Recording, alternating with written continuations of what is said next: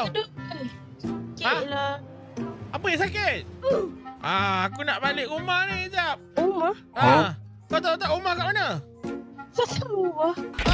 Kau rumah pun tak tahu. Engkau memang tak kerti balik rumah dah ke? Sebab tu lah tak balik rumah sebab tak tahu. Astaghfirullahalazim. Aku kat sesi minyak ni. Hai bang. Wow, cantiknya.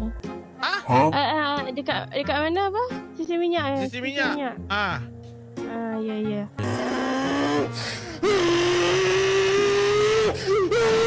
Piwi. Apa yang piwik dah? Takkanlah selama ni kau tak pernah balik rumah. Habis selama ni kau duduk mana? Jambatan lah. Jambatan pula dah. Taklah duduk rumah boyfriend bestnya. Hoi! Jangan nak liar sangat. Tak, peluk ke.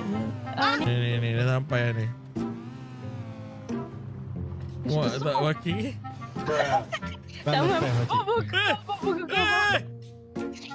Rosak dah weh. Macam dorong Haji Taib dah bang. Kau pernah pergi ke apa? Tak. Apa ni kak? Hello Minyak guys. habis ke? Minyak habis ke? Can you speak English? Lia. Abah.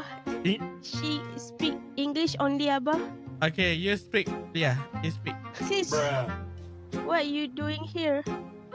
I'm waiting for my friend. Abah dia tunggu kawan dia. Tunggu kawan. dia. Cakaplah motor rosak ke apa? Sister, your bike is broke or not? No. Tak Abah, tak. Tak. Hello. Hello. Assalamualaikum. Salam. Bini mana anak adik? Ni anak bini mana? Dah meninggal lah. Kau jangan sebut.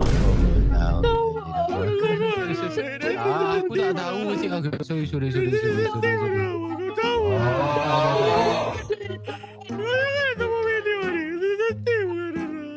Anak kau pandai jaga budak? Ya, ada kapal. Tak belajar. Boleh.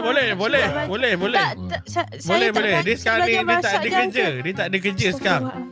Dia bawa balik. Saya jaga tapi dia tak ada kerja. Tak dengar awak sebenarnya apa tadi? Saya sebenarnya suka budak. Tapi saya tak ada kepakaran jaga budak.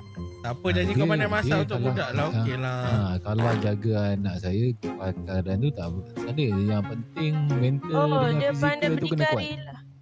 Mental dengan fizikal kena kuat. Tu standby